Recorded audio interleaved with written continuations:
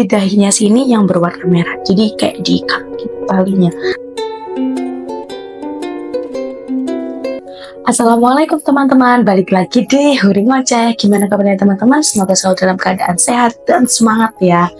Kenyang kan udah kalian 3 minggu berturut-turut nih Huri upload kisah-kisah kriminal. Jadi kita udah kenyang sama kisah-kisah kriminal dan udah menambah koleksi kisah-kisah kriminal kita. So di Senin malam kali ini seperti yang udah Huri janjikan sebelumnya, udah akan mengisahkan sebuah kisah sejarah lagi. Nah di kisah kali ini Huri akan mengisahkan kisah sejarah dari sosok pahlawan Indonesia yang berasal dari Maluku Tengah, di mana pahlawan ini adalah seorang wanita hebat yang sayangnya wafat di usia 17 tahun. Penasaran kan kalian siapa sih sosok yang Huri maksud ini dan siapa itu sih pahlawan dari Maluku Tengah? Jangan lupa untuk siapin cemilan dan minumannya, kita mulai yuk ke ceritanya. Martha Christina Tiahahu adalah sosok pahlawan nasional Indonesia yang berasal dari Maluku Tengah, di mana namanya sangat amat terkenal di kawasan Maluku Tengah. Ia adalah salah satu dari sekian banyak pahlawan Indonesia yang ikut berperang dan menjaga serta memperjuangkan adanya kemerdekaan Indonesia. Martha Christina kala itu berusia 17 tahun, di mana dengan usia yang masih sangat muda, ia selalu ikut bertempur bersama dengan sang ayah untuk memperjuangkan kemerdekaan Indonesia. Siang malam tidak kenal lelah, Martha bukan hanya sebagai pejuang wanita, tetapi juga sebagai orang yang menggerakkan wanita-wanita di lingkungan sekitarnya untuk ikut berperang dan membantu pria-pria yang ada di sana. Karena kita tahu sendiri ya teman-teman, ketika zaman dulu wanita-wanita itu dianggap sebagai makhluk yang lemah, mereka tidak memiliki kekuasaan dan mereka tidak diperbolehkan andil dalam peperangan. Tetapi Martha Christina membuktikan kepada kita bahwa wanita juga bisa berjaya ketika masa peperangan Indonesia. Tidak hanya itu, namanya juga dikenal sebagai sosok pemberani yang nantinya akan dikenal sebagai wanita dengan rambut yang terurai ke belakang dan diikuti dengan tali di dahinya sini yang berwarna merah, jadi kayak diikat gitu talinya. Jadi kalau misalkan teman-teman ngelihat orang-orang yang pakai tali-tali di sini nih, kayak misalkan biasanya pakai tali yang bendera merah putih itu, nah itu berarti dia salah satu orang yang terinspirasi oleh Martha Christina Tiahahu ini. Oke, kita akan mulai kisah ini dengan masa kecil dari Martha Christina. Martha lahir pada tanggal 4 Januari tahun 1800, di mana ia adalah seorang wanita yang lahir di daerah kecil bernama Abubu di kawasan Nusa Laut, Maluku Tengah, Hindia Belanda. Jadi sebelum Indonesia merdeka, Maluku Tengah ini menjadi bagian dari Hindia Belanda. Ia juga merupakan seorang anak dari pemimpin bernama Paulus Tiahahu, yang mana Bapak Paulus ini adalah salah satu pemimpin yang terhormat di kawasan sukunya pada waktu itu. Sejak kecil, Martha terkenal merupakan seorang anak yang amat sangat pemberani dan tidak gentar. Ia adalah anak yang sangat amat suka berperang, di mana diketahui bahwa Martha selalu meminta kepada ayahnya untuk ikut berperang. Pada waktu itu usianya belum dewasa ya teman-teman, masih di usia belasan tahun, di mana ia beberapa kali meminta kepada ayahnya untuk ikut berperang. Ayah, aku tuh pengen ikut berperang, aku tuh pengen bisa menjadi bagian dari orang-orang yang membantu kemerdekaan Indonesia, kata si Martha ini kepada ayahnya. Tapi 1 kali, 2 kali, 3 kali, bahkan sampai 4 kali permohonannya selalu ditolak oleh orang tuanya, yaitu Pak Paulus Tiahahu. Karena Pak Paulus tahu betul bahwa tidak lumrah seorang wanita ikut berperang dalam masa peperangan antar negara. Tapi namanya Martha, larangan dari orang tuanya itu nggak digubris teman-teman. Justru itu membangkitkan semangatnya untuk membuktikan kepada ayahnya, aku tuh bisa loh ikut berperang dengan orang-orang di sini. Sampai kemudian puncaknya sekitar pada tahun 1987, Martha menjadi bagian dari salah satu perang terbesar yang terjadi pada waktu itu bersama Kapten Patimura, yang mana nantinya perang ini akan dinamai sebagai Perang Patimura. Oke, kita akan masuk ke rentetan ataupun kronologi perjuangan dari Martha Christina Tiahahu ini. Yang pertama adalah Perang Patimura. Jadi seperti yang aku sampaikan tadi, Martha mengambil bagian penting dalam satu peperangan besar yang terjadi pada waktu itu, yaitu Perang Pattimura. Di mana pada waktu itu Benteng Beverwijk ini telah diduduki oleh Belanda dan adanya seorang warga yang pada waktu itu disebut sebagai guru Sosialisa menyatakan menyerah kepada Belanda atas nama rakyat. Jadi akhirnya Belanda ini menduduki nih wilayah Beverwijk ini, Benteng Beverwijk tadi.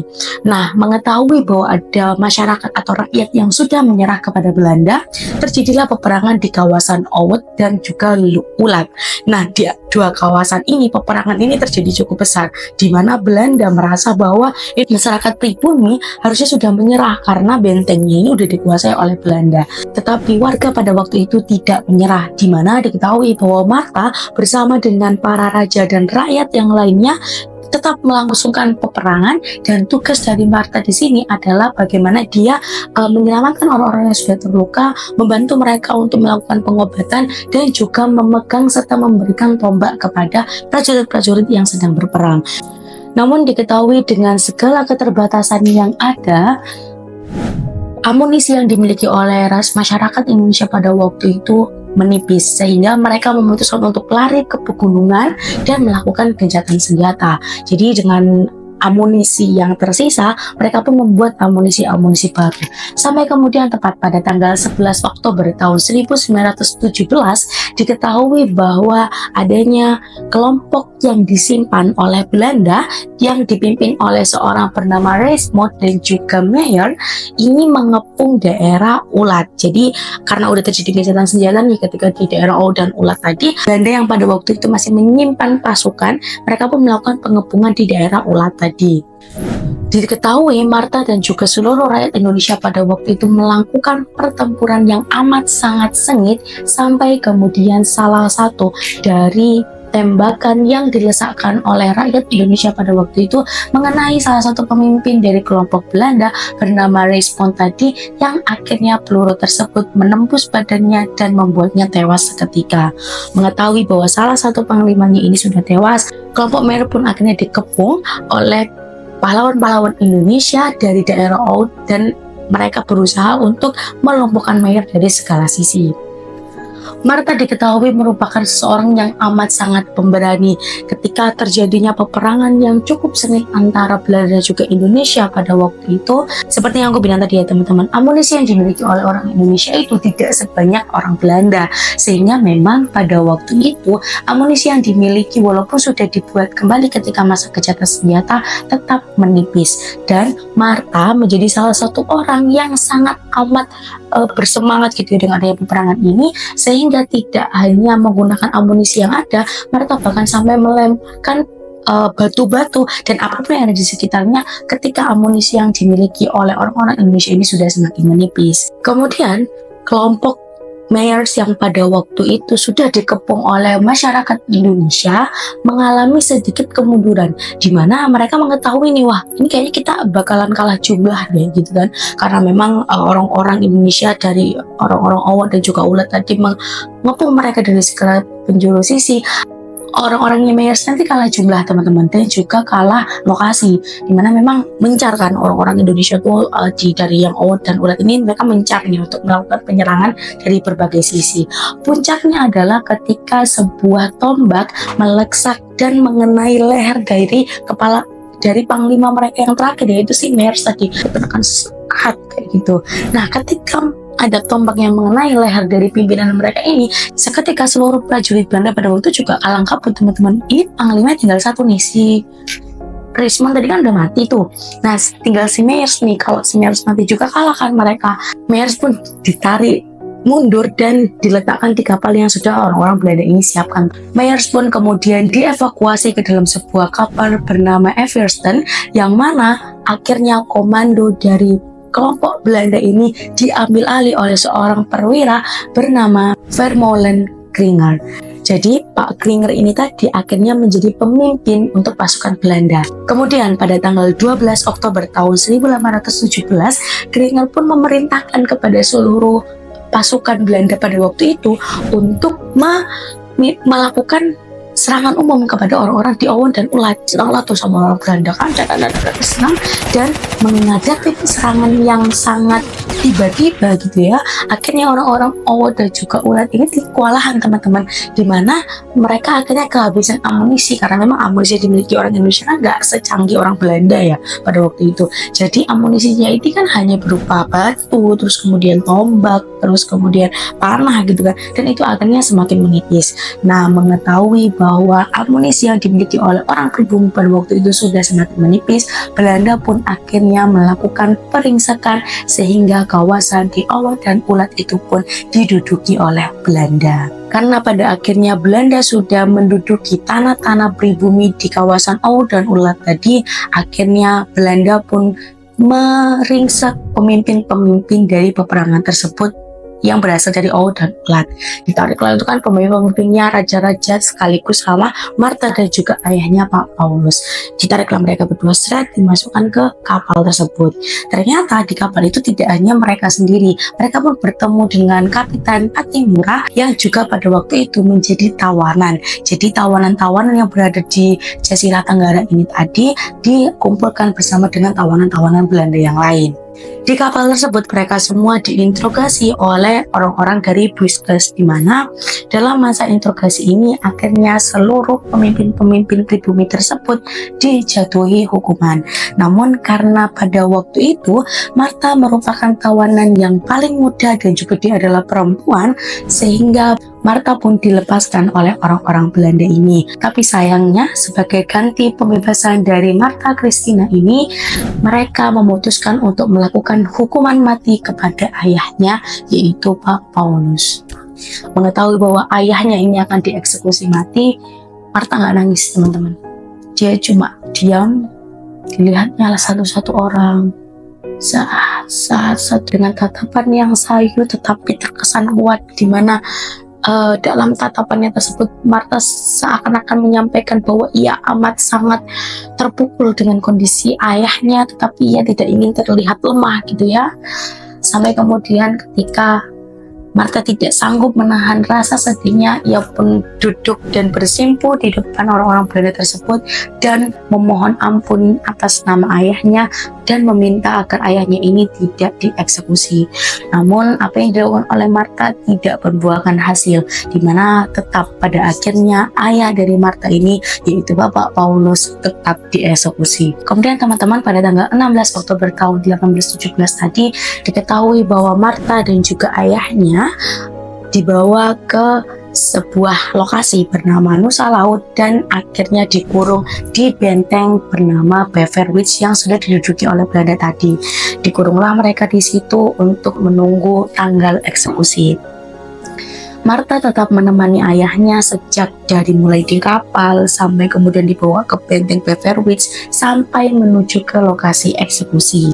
Akhirnya pada hari itu juga Bapak Paulus Yahu dilakukan eksekusi mati dan Martha menjadi orang yang juga menyaksikan eksekusi tersebut.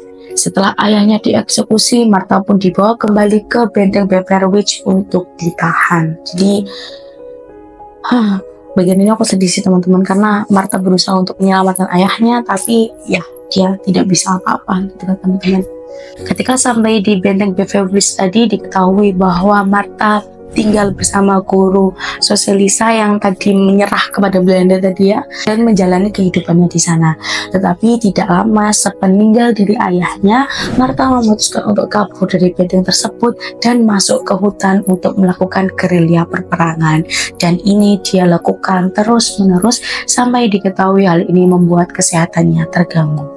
Kita akan masuk ke bagaimana akhir dari hidup Martha Christina Tiahahu ini teman-teman.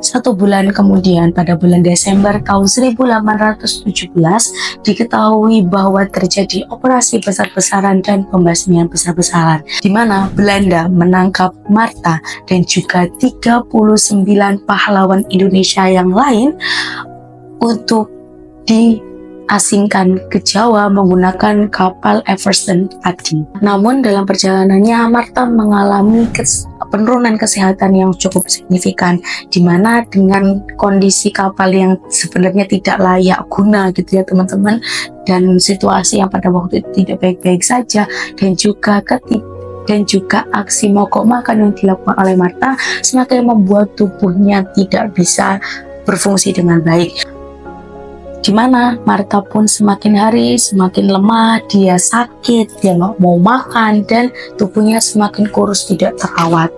Sampai kemudian pada tanggal 2 Januari tahun 1818 di perairan Tanjung Alam, Martha Christina Tiahahu menghembuskan nafas terakhirnya dengan kondisi yang cukup menyedihkan, dengan badan yang kurus, dengan kondisi sakit gitu ya, di atas kapal bersama dengan tawanan-tawanan yang lainnya.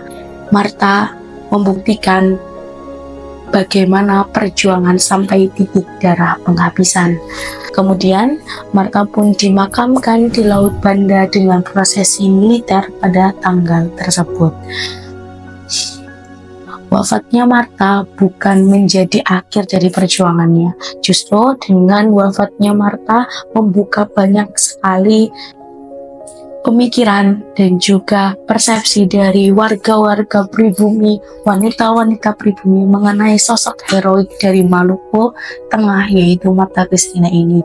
Ia meninggalkan kisah heroik, meninggalkan kisah penuh perjuangan, dan juga meninggalkan kisah keberanian yang sangat amat patut kita contoh ya sampai hari ini teman-teman.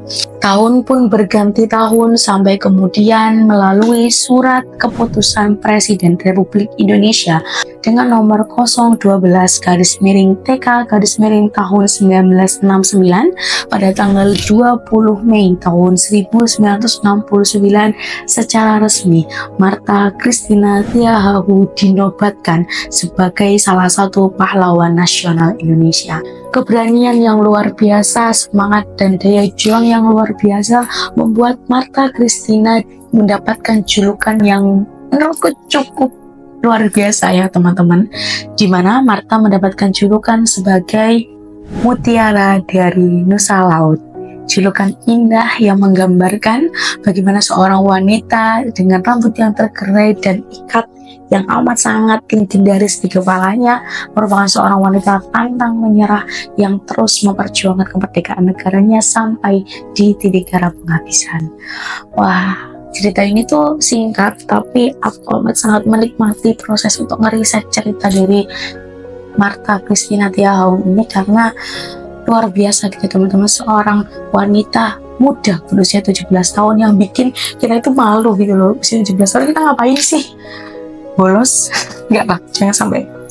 Gue yakin teman-teman di sini bukan teman-teman yang suka bolos sekolah gitu ya, tapi teman-teman yang semangat untuk sekolah, semangat untuk belajar, dan semangat untuk berkembang gitu ya teman-teman. Oke, jadi itu adalah kisah dari Martha Christina Tiahahu, seorang pahlawan wanita luar biasa yang berasal dari Maluku Tengah. Coba dong komen teman-teman dari daerah Maluku, pasti kalian juga kenal banget nih sama si kakak Martha Christina ini. Aku mau tahu dong teman-teman dari Maluku, apakah mungkin ada potongan-potongan kisah yang belum aku ceritakan? Boleh banget ditambahin di kolom komentar. Kita diskusi bagaimana heroiknya seorang Martha Christina Tiahahu ini. Oke, video di sesi Suhuri Semacam Sejarah ini cukup singkat tapi cukup menyentuh ya teman-teman. Semoga kita bisa mengambil pelajaran yang besar dari seorang Martha Christina Tiahahu ini.